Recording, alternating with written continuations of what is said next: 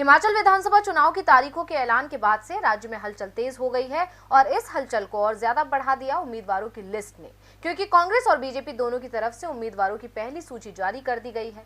लेकिन ये सूची बीजेपी की मुश्किल बन गई है। आखिर कैसे, देखिए रिपोर्ट में। हिमाचल में 12 नवंबर को 68 विधानसभा सीटों के लिए वोटिंग होनी है और 8 दिसंबर को नतीजे आ जाएंगे। लेकिन शुरुआत से ही उम्मीदवारों के चयन को लेकर बीजेपी फंसी हुई थी और यही वजह थी कि उसको गुप्त मतदान करवाना पड़ा था, जो 40 सालों में कभी नहीं हुआ। जिसके बाद काफी सोच विचार के बाद बीजेपी ने अपनी पहली लिस्ट जारी की, जिसके आने के बाद बीजेपी की मुश्किलें कम होने के बजाय और बढ़ गई हैं, क्योंकि इस लिस्ट में पूर्व सीएम प्रेम कुमार धूमल का नाम गायब है। अब धूमल का नाम कट जाने से बीजेपी के सामने चुनौतियां बढ़ गई हैं, क्योंकि पहले ही धूमल और उनके समर्थक बीजेपी से नाराज चल रहे थे।